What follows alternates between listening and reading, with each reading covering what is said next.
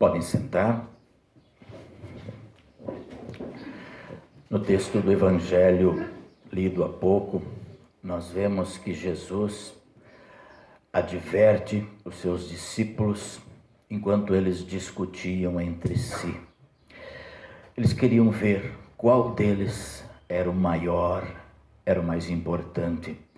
Jesus, na verdade, diz que ele está para ser morto, está para ser entregue aos principais sacerdotes, ele está para morrer, mas no terceiro dia ele vai ressuscitar.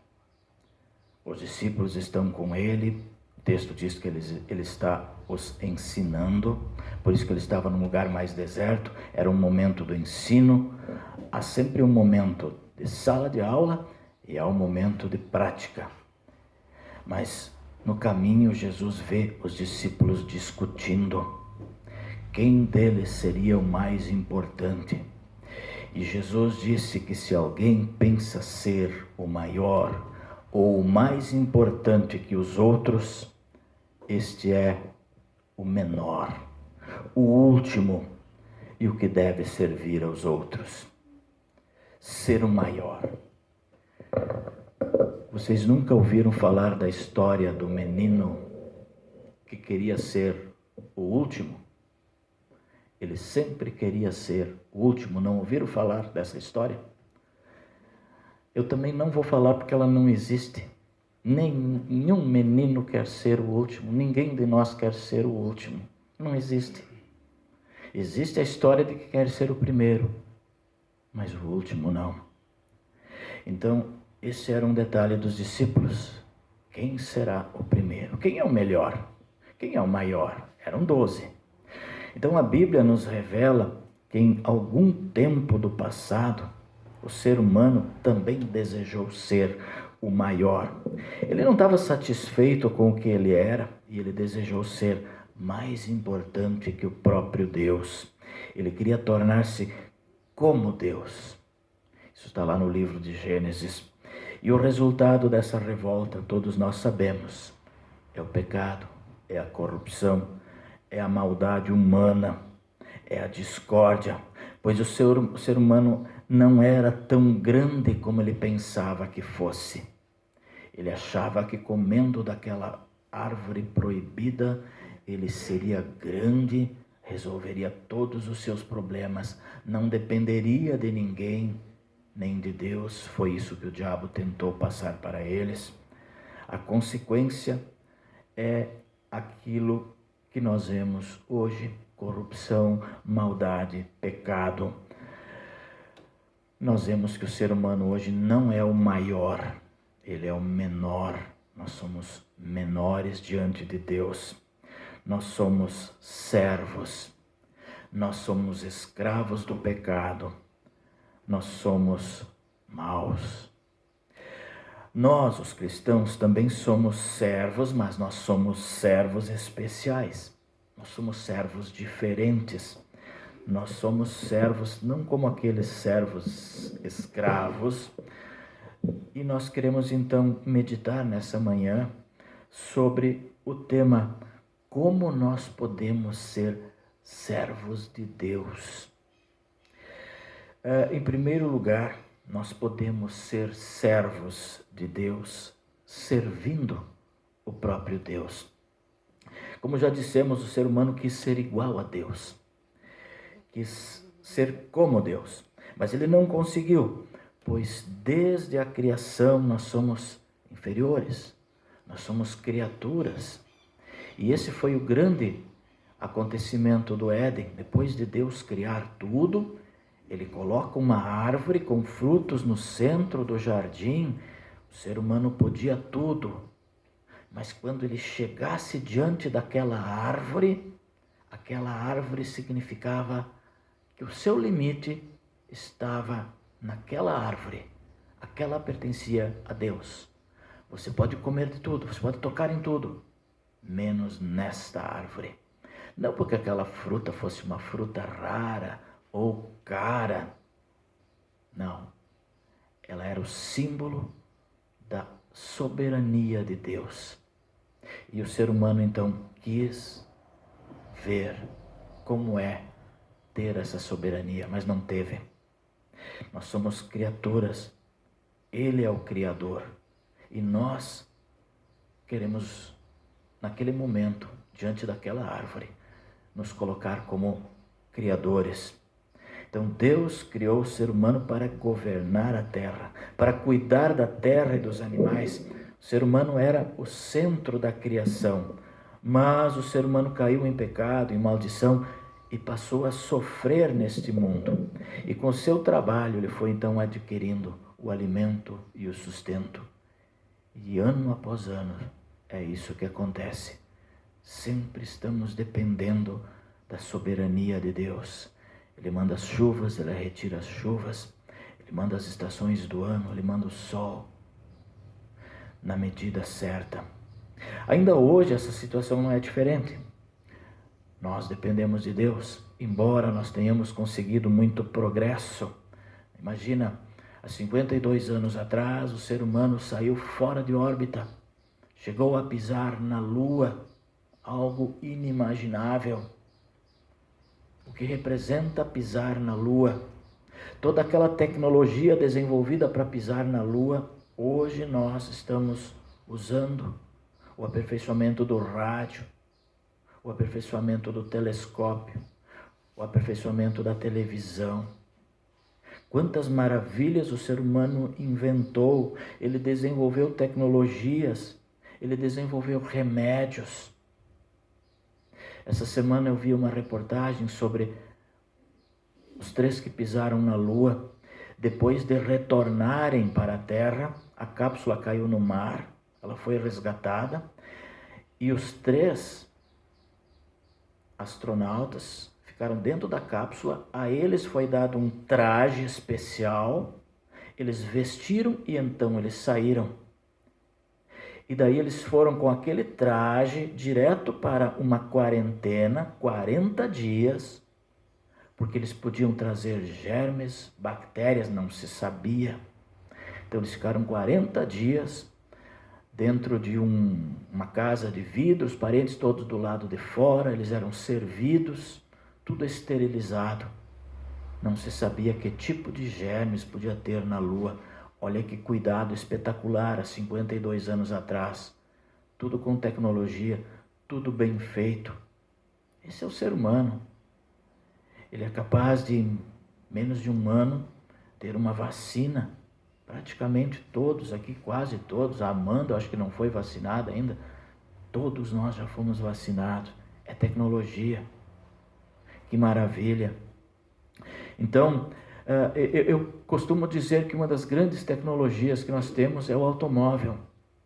Em 1880, ali 1880 e pouco, o automóvel, o pessoal estava cansado das carruagens, na Europa principalmente, as carruagens, os cavalos, eles defecavam muito na rua, era mosca, era mau cheiro, mas o animal era previsível. Quando os primeiros automóveis chegaram na Inglaterra, aquele motor barulhento, pouca cavalaria, assustavam os cavalos. As pessoas foram reclamar para a rainha, dizendo, olha, trouxeram uma máquina barulhenta que assusta os cavalos. A rainha disse, olha, não se preocupe, isso é só uma febre, logo passa. Passou. Nós estamos cada vez mais dependentes dessa tecnologia que é o automóvel. Particularmente, telefone, televisão, acho tudo legal. Mas, gente, o automóvel, os meios de transporte, junto com o automóvel, o motor, o avião. Eu sei que essa semana o Miro, a Eloide, o Nestor e a Ivone vão viajar, vão tirar umas férias, vão daqui a Porto Alegre, lá eles embarcam no avião. Quem mais? A Inês também vai. Você embarca num avião com motor, em pouquíssimas horas você está lá no Rio Grande do Norte, numa praia maravilhosa. Gente, o telefone não faz isso. Você pode embarcar em cima do teu telefone, e meter espora nele, ele não vai. Eu acho o carro, o automóvel, o avião, o motor, gente, é uma bênção de Deus. Então, como nós desenvolvemos tecnologias, o ser humano, ele é capaz de muita coisa, mas ele ainda carrega consigo o pecado. Pecado de Adão e Eva. E mais, o ser humano ainda procura ser Deus. Nós podemos ver as religiões pregando que tudo é Deus, que Deus está em tudo, ou que ainda dizem que Deus está dentro de si, você precisa desenvolver. Muito cuidado, cuidado com a yoga. A yoga escondido está dentro. De você chegar ao nirvana, de você ter paz consigo mesmo através dos teus exercícios, da tua meditação. Não, a tua paz está em Cristo, não está dentro de ti. Eu vejo na yoga apenas um momento em que você faz exercícios de respiração. Pelo menos enquanto você está fazendo yoga, não pode comer, né? Que é o grande mal hoje da humanidade, é comer demais. A gente come demais. Mas Deus está dentro de si. Isso querem lhe passar. Então tudo isso é o ser humano querer ser como Deus. E por isso é pecado, pois vai contra a vontade de Deus. Agora, o que nós devemos fazer para sermos salvos e nos livrar desse mal de querer ser Deus? Basta crer em Jesus, basta tê-lo como nosso único e suficiente Salvador e não correr atrás de duendes, de milagreiros, não correr atrás de outras formas. Assim nós estaremos agindo como servos de Deus. Não estaremos agindo como servos de Deus, mas como escravos do mal. Então nós somos servos de Deus. E como tal, nós queremos dar sempre frutos, né? Certa vez, João, lá no capítulo 15, o evangelista disse que nós somos videiras e nós precisamos estar conectados em Deus. Se nós estivermos conectados em Deus, nós vamos fazer boas obras. Então a vontade de Deus foi revelada na Bíblia, sua palavra. Toda vez que nós lemos a Bíblia, nós percebemos a vontade de Deus. E essa é de salvar todos os seres humanos. Mas não é só lendo a Bíblia que nós servimos a Deus. Com certeza também nós o servimos vindo ao culto. Nós o servimos rendendo-lhe culto com hinos, com orações, participando de oportunidades. Ontem tivemos a nossa reunião do departamento de servas, depois de mais de 1 ano e meio. Dava para ver a alegria, o barulho, aquele grupo reunido, se revendo novamente, sentado com distanciamento ali, sem máscara. Agora com distanciamento e vacina, dá para discordar um pouco da máscara, mas no momento em que a gente volta, novamente máscara. Que momento maravilhoso! Então nós, vivendo em comunhão, participando de momentos como esses do departamento, ofertando, seja os nossos bens, o nosso dinheiro, o nosso trabalho no seu reino, na igreja, para que a igreja cresça e leve essa mensagem de salvação a mais e mais pessoas. Todas essas oportunidades Deus está nos dando para nós nesse momento, nesse dia, nesse local, e vocês estão aproveitando. Servir a Deus não é fácil, não. Servir a Deus é acordar de manhã cedo, mas é aquele momento que a gente tem de encontro. Alguns aproveitam o sábado para fazer algo diferente, outros voltam tarde, que nem a Milene, nem sei que hora ela voltou, mas está ali. Que bom que ela veio, eu fico contente. Pois volta, quer dormir de novo, o domingo é para isso, é para a gente dormir. Mas nesse momento é o momento da gente ter um encontro com Deus. Servir a Deus não é fácil, é sair da cama, é sair do conforto, é participar, é ofertar. Tem gente que acha que servir a Deus ou ser cristão é almofadinha nas costas. Tem coisa melhor que a almofadinha nas costas? Hein? Sofá bem gostoso é bom. Olha as cadeiras, elas eram muito duras, a gente botou a almofadinha. Essa é a almofadinha cristã. A vida nem sempre é almofadinha nas costas. E participar da igreja é ser servo. É vir, é participar, é doar-se. Então nós, trabalhando no seu reino, na sua igreja, temos muitas oportunidades. Mas reconhecendo os nossos pecados, reconhecendo a nossa inferioridade diante de Deus, produzindo bons frutos, vindo aos cultos, cantando, orando, nós também estamos servindo a Deus. Nós podemos e queremos servir a Deus, pois nós somos seus servos, nós somos o povo de Deus. E outra forma de demonstrar o nosso serviço a Deus é servindo também ao nosso próximo. Basta nós olharmos ao nosso redor e a gente vai ver muitas oportunidades, a gente vai ver muitas pessoas com problemas, a gente vai ver muitas pessoas angustiadas, pessoas que estão enfermas, familiares que estão com enfermos. Eu sei que a angústia bate nos nossos corações. Quando eu vejo a Sivone aqui sozinha, eu penso, se o Edílio não veio, é porque a saúde dele não está boa. É isso, Sivone? Isso deixa a gente triste. A Sivone precisa do nosso carinho, precisa da nossa atenção, a família precisa. Quando um sofre, todos sofrem.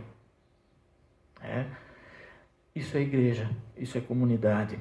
Basta a gente olhar para o lado, a gente vê pessoas que perderam um ente querido, a gente vê pessoas que estão enfermas, familiares que passam por dificuldade. Tivemos aqui um caso de gente com fome, de gente sem ter o que comer na igreja, por causa de situação financeira, por causa de pandemia. E isso nos preocupa. Então eu conclamo para no próximo domingo, nosso culto, nós queremos voltar ao nosso culto jovem, o nosso grupo, com a nossa banda, e é o momento da campanha do quilo ou do 2 quilos. Nós precisamos desse alimento. Temos gente para socorrer, sim. Então assim nós estamos servindo ao nosso Deus. Quantas vezes nós paramos para pensar que tem gente que sofre? Então nós queremos agora olhar para dentro de nós mesmos também, que estamos aqui agora. Nós estamos servindo a Deus com todo o nosso coração? Ou nós estamos sendo invejosos? Nós temos cobiçado? E aqui dentro da própria igreja, será que nós não temos criado confusões? Não temos criado contendas, brigas, intrigas? Tudo o que fizemos, será que fazemos para o bem do nosso próximo, para o bem da nossa igreja? Tiago, na leitura que a Líria fez, ele disse: a sabedoria que vem do alto é antes de tudo pura e é também pacífica, bondosa e amigável. Ela é cheia de misericórdia, ela produz uma colheita de boas ações e é livre de preconceito e de fingimento. Assim é que nós deveríamos viver em paz, com bondade, amigavelmente, pois assim poderíamos produzir bons frutos, isto é, fazer boas ações, seja para aquele que bate à nossa porta pedindo ajuda, seja também para o nosso irmão da fé ou ao nosso próprio Deus. E algo mais importante que queremos destacar é a respeito da nossa humildade. Quantas vezes nós queremos ser ou saber mais do que os outros, ou do que o próprio Deus? Nos achamos superiores porque temos um pouco mais de conhecimento em determinados assuntos, ou porque temos uma posição social melhor que o nosso próximo. Nós sabemos ser humildes, ou melhor, nós somos humildes, ou queremos ser sempre os primeiros, ser aquele que sabe tudo e sempre tem razão? No nosso evangelho de hoje, o próprio Jesus disse: olha, se alguém quer ser o primeiro, deve ser o último e servo de todos. Isso vai contra o pensamento humano, vai na contramão de tudo. Por isso, usemos de humildade para com o nosso próximo. Sejamos humildes e pacientes também aqui na igreja, lembrando-nos da humildade que teve Cristo, que deixou a glória dos céus e Ele veio à terra, veio até o nosso meio, onde assumiu a forma de servo, serviu. Ele, Jesus, serviu a todos nós, que às vezes nem merecíamos, mas Ele nos ama mesmo assim e espera sempre o nosso retorno. Nós também nos tornamos então servos de Deus.